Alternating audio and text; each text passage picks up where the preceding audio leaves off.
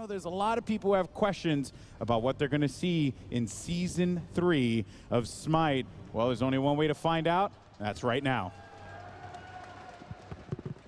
All right, so you know how sometimes a new pantheon gets added? Well, that's where Amaterasu comes in, the shining light. You see, Amaterasu brings warmth and life and everyone thinks she's just swell.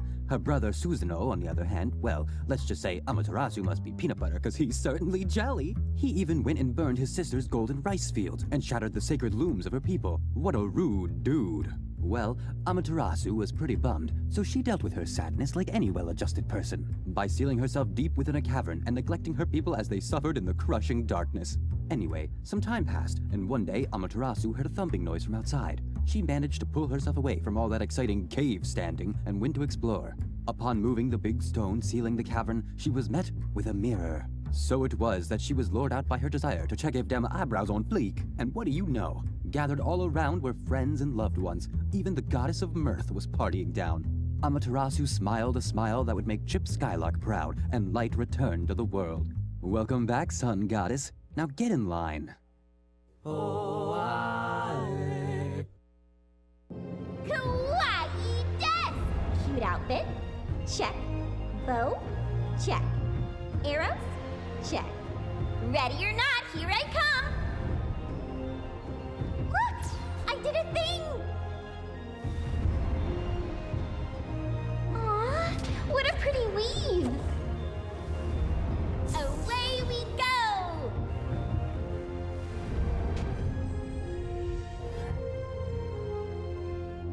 Sending good vibes your way! Yay, got you!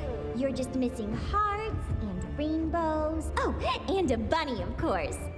What would you get if you crossed a rabbit with a bumblebee? A honey bunny! And that's the way the cookie crumbles.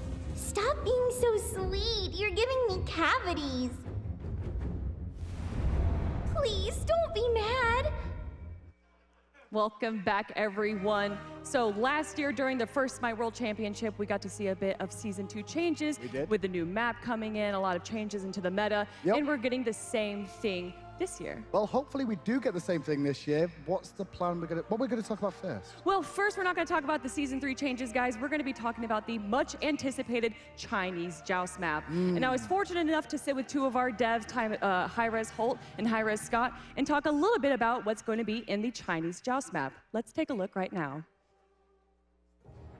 Hey guys, hi-rez Kelly here, and I'm joined by hi-rez Holt and hi-rez Scott, and we are talking about the much-anticipated new Chinese Joust map.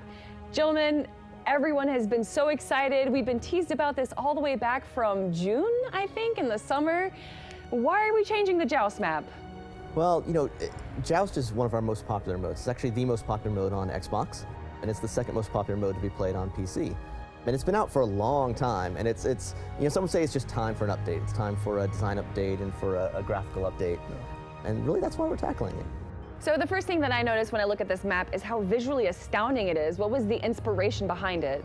Well, we started with the Sun Wukong legend, specifically the Sky Palace. And so you have the Jade Emperor in his palace up there. We pulled from a bunch of different dynasties, kind of pulling them together for the architecture elements. And then they're all set on these floating islands in the sky. So you have the islands floating, waterfalls, and pulled together with like the heavenly peach orchard and basically a lot of things from the different elements of their mythology kind of pulled together into one cohesive vision. So what else is changing besides the aesthetics of the map? Yeah, you know, there's a lot of really big design changes. It's actually an entirely new layout for Joust. The original Joust map had 6 monster buff camps in the jungle. The new one has only 3. And that's a reduction, obviously, from an even number to an odd number. So now it's actually, there's one camp that's pretty much always contested while you play. But really, we reduced the number of camps because there was a lot of space that wasn't being used, or when it was used, it felt like players were moving away from the action. And so we wanted to bring it kind of all together into a tighter, kind of more cohesive experience. We're changing the camps as well, as in a visual sense, right? That's correct. So the same as we've done with the other maps, as we've done a visual update, we've readdressed all of the NPCs. So everything from the Titans for the different sides, to the minions, phoenixes, towers, to the buff camps themselves. Now, something really interesting about this map is that there is a new mini-boss. What's going on with that? Yes, so one of the big community suggestions that we liked and we kind of ran with was the idea of putting in a mini boss. And it actually has a very unique mechanic to it. When you defeat this mini boss, in addition to some other effects that happen, it actually shuts down the enemy towers for a short duration. They're still there and you still need to destroy them, but they won't actually defend.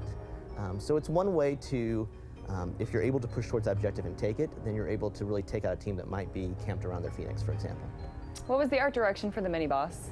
Well, the mini boss, similar to the other ones, is we're taking our own personal take off of different creatures and demons and characters from the different lore. So the mini boss has a kind of a pull on a Chinese bull with it's a tortoise type creature with a snake for a tail for the mana camp. So. All right, I know another thing that the community has been asking for is the 3v3 league. Is that going to be happening? Yes, we're very happy to announce that actually Joust will be added into League. It'll be our first ranked mode in quite a while that we've added. And it will actually support parties up to 3. So you can get 2 of your friends and play with just your friends in a ranked match. Yeah. Well, thank you guys for joining us, and everyone, that is it for the Chinese Joust Dev Talk. You can look forward to the new mode coming early this year. 3v3 League? Hell yeah! I'm happy about that. And from what I heard as well, you're going to be able to play with just 3 men, so you and your friends can queue up all the time. That's right. As a 3-man. That's awesome. But I mean, who are you? If you could queue up with 3 people, who would your preferred people be? Or 2 people, I guess. Can I say who I wouldn't queue up with? Yeah. DM and F dot.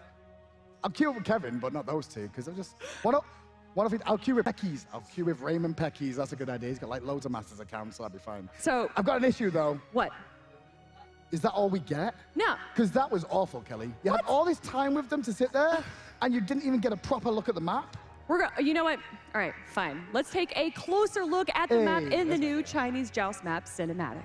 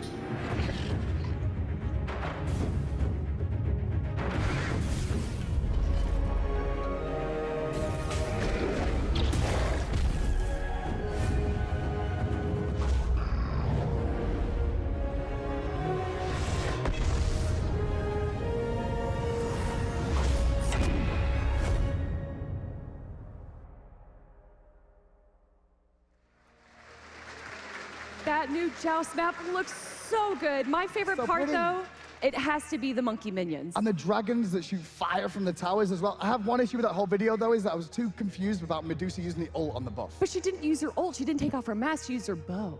That was OP then. And then the tiger form, he had full cooldown reduction on that one.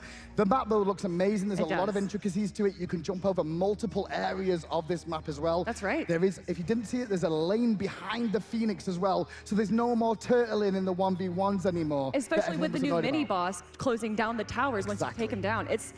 I'm really excited to see 3v3, especially with the 3v3 league coming in. But Exactly. we've already seen a little bit about the Chinese Joust map, but what we haven't really heard about is Season 3.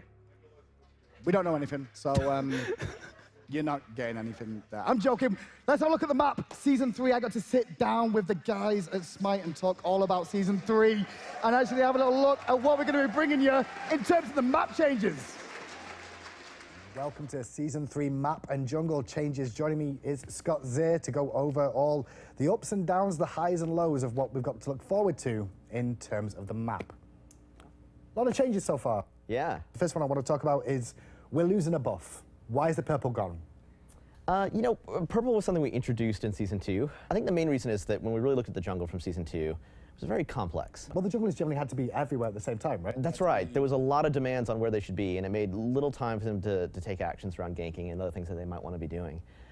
So we kind of looked at saying, hey, 4 buffs for 5 teammates, that's just a lot going on. Okay. So we want to make buffs more important, more valuable again, and one of the ways to do that is to, again, limit how many there are. So there's going to be 3 buffs now. That's right. There's blue and red, And the blue is going to be at the speed, where old speed buff used to be. That's right. So it's more centralized now. So we said there's 3 buffs, but that's just 2. Where's the speed then? Yeah, so there's... Speed exists still? Speed still exists. Okay. It's kind of in a new area. Around the Fire Giant layer, which is a space that really didn't get a lot of use for us. Area, Yeah. There's now these little, we'll call them fire elementals. We're still working on concepts. And there's several of them, and each of them will give the speed buff. And if you get multiples of them, it'll either increase potency or speed. We're still experimenting with it a little bit. But that's where you can now pick up your speed. Okay, so we're going to see a speed buff in that sort of area there, blue buff. Red buff stays the same though, right? Red buff's in the same spot as it was. However, the design of the pits where they spawn in of the buffs of blue and red now are more open. There's like 3 ways in, I'd say. Yeah, you know, really what we wanted to do was, it was very hard to invade and to be aggressive. You could get in, but getting out was very difficult because you had to do a long run around. In addition to that, getting to lane from the buffs was kind of a big run around that you had to do. So we've kind of solved that by simplifying it. We've opened up that area, so it's more easy to get in and get out. Which is better for both traversing the map and for if you're trying to be aggressive and invade. We've seen some other changes to the map layout as well, like back harpies have now been pulled up into the map. Yeah, it's really to get them more involved in the general play of the map and less something you just do when you happen to be running back from spawn. It also means you can get them when you invade too. That's right. Actually as well, so you can see a little bit more fights over them as well. So map a little bit clustered a little bit more in the middle area, at least with the back harpies moving into.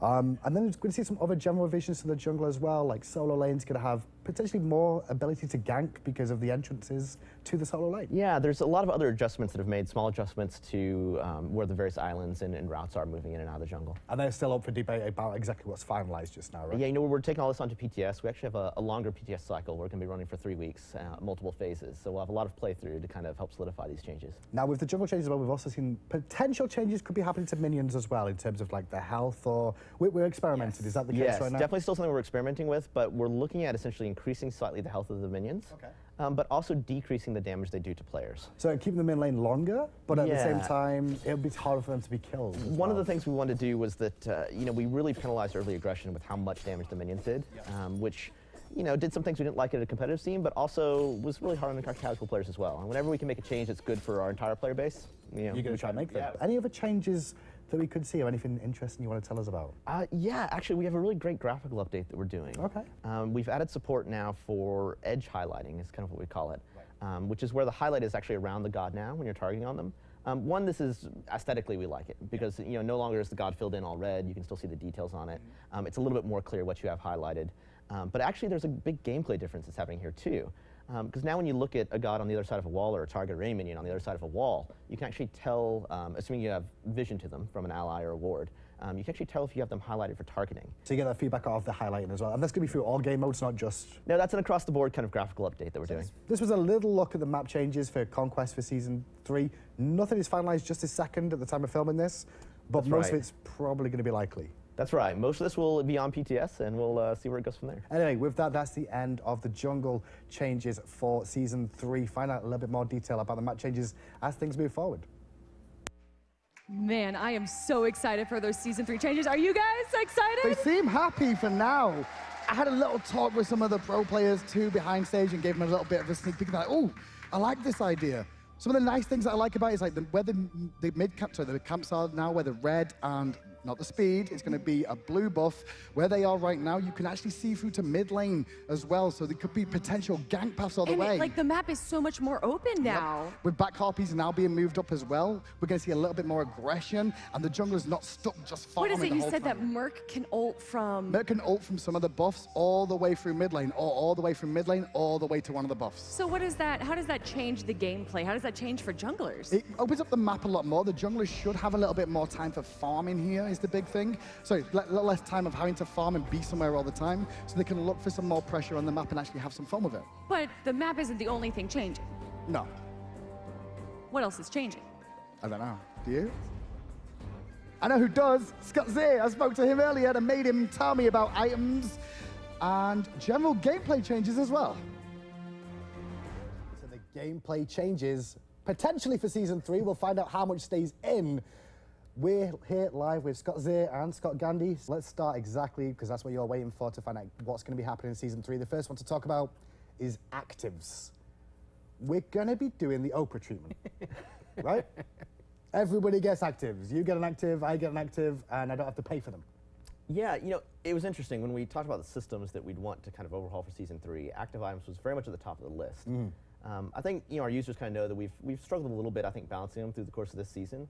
But one of the things maybe our users don't know is that they actually have a very poor buy-through rate among our casual population. I mean, a lot of people view it as vital to actually play the game, but then there's people that aren't buying them. That's right. Actually, the majority of our players don't pick them up. And we spent some time talking to those players about why that is. Some of the players feel like if they're already behind spending money, that gets them more behind, or maybe they don't know how to use them more effectively. But either way, this was a major system that we just saw not getting enough play, and that we wanted to go back and revisit and change. So we're looking at potentially giving everybody a starting active at the beginning of the game that you can choose yourself? Yeah. So one of the things we've done actually is we've renamed them from active items, which is a little bit confusing to some newer users, to just calling them trinkets. Right. Okay. And basically, trinkets are now free. You get your first trinket at level 1. You just grab and pick the one you want, and then at level 12, you get to get a second trinket. Oh. And along with that change, trinkets now also you don't rank them up over the course of the game. So you don't pay more for them, you just get that trinket at that rank. Does it evolve as the game goes on, or is it going to be staying the same as what it starts it just stays the same as when it starts. So is it technically a nerf and a buff to trinkets and actives? Because if it's not going to rank up, you're not going to get a lower cooldown on it? Or? It's interesting. They fall somewhere between the tier 2 and tier 3 of what they used to be for actives, at least the ones that are converting over from active items. So for some of them, it's kind of a big buff, because you're getting for free basically a tier 2 or tier 3 active right at the start of the game.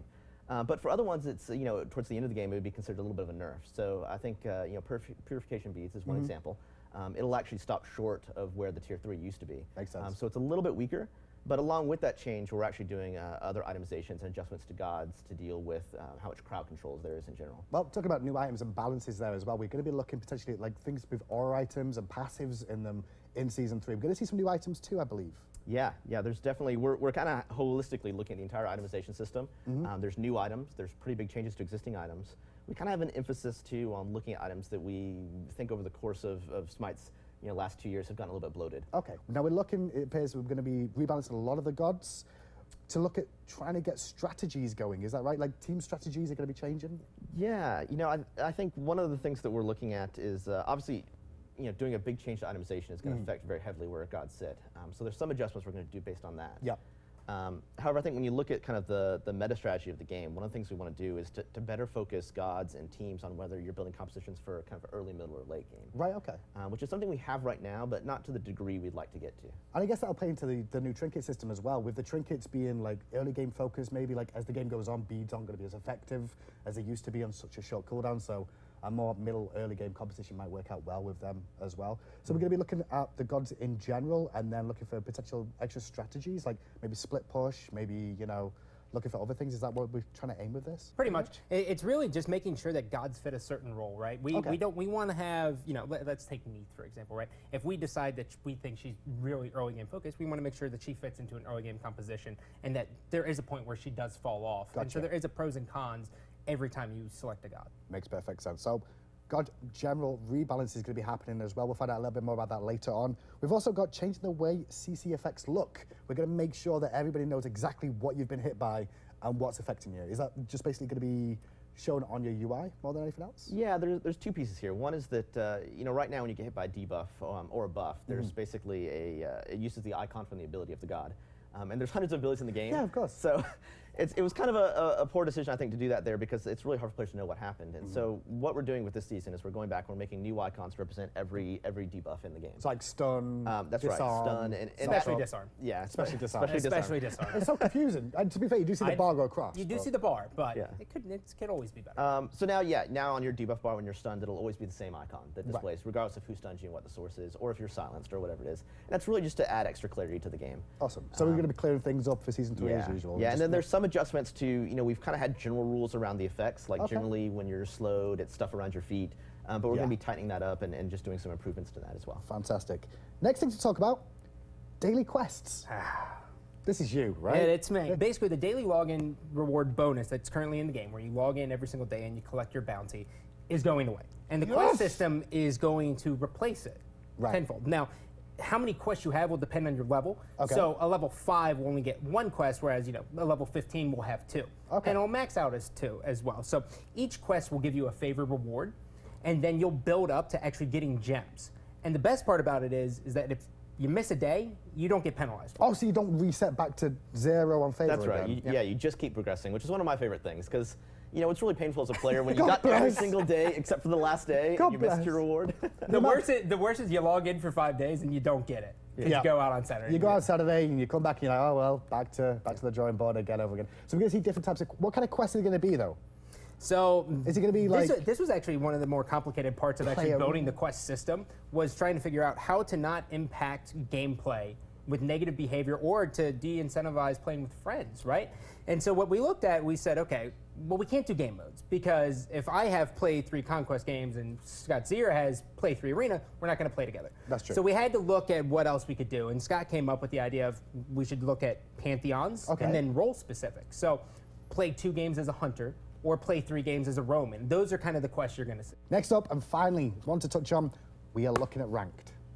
Like we say every year. Yes. Ranked, we're looking at changes to league system.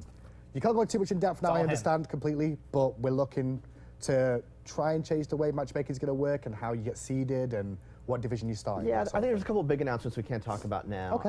I think as we've said before when we talked about Joust, we are actually doing a Joust League.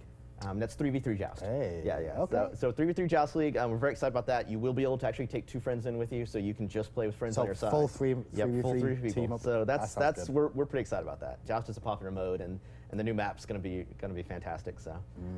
It's gorgeous. But what we can say we're doing is there is going to be a soft reset that Okay. happens going to League, and all players are going to re-qualify for the next season. Right, okay. So you will see your position and placement be adjusted, and we'll have more details along with that and some of the adjustments that are going on a little bit later. It's all in the talk at the moment. That's the big reason here. Nothing's finalized just yet, so we can't say exactly how it's going to go down, but you are looking at it. That's right. Finally, again, after season 2. Finally. Thank you so much for joining me, Scott, and Weaker Scott. We will be back, obviously, with more future changes. Keep an eye out for the videos for that. This was the end of gameplay changes for season 3. So what I noticed most about that, or what the most intriguing Mm-hmm. thing was, is that you have to buy an active now at the start of the game. You don't buy it, you get it free. Right. So you're going to save 900 gold on each active. So that's 1,800 gold that's going to be extra in your pocket for the whole game. No one likes investing in actives, but you have to. It's a necessary evil. So us giving it you right at the beginning of the game means that you can start making strategies around that. Well, what strategies are you going to be making? What's going to be changing? So let's look at it this way. It's going to improve some of the gods in the game. So for example, if you're against an Ares and a Poseidon, we can only have one active at the start of the game. What do you get? Can't get beads, can't get ages. You One or the other. can. So if you get beads, you're going to be fighting against Ares, right? Yeah. But then the Kraken's going to kill you every time. Ooh. Gonna have to think a little bit more. And because you got the extra gold, well, you can invest in items, get your builds on earlier as well, means it's gonna be a little bit quicker. Man, well, I'm sure everyone is really excited for the Season 3 changes, but as you guys can see behind us, we have Mjolnir, the beautiful Smite World Championship trophy, up on stage. And you know what that means, guys, that we have the grand finals of the Smite World Championships. It's Enemy versus Epsilon coming up right after this short break.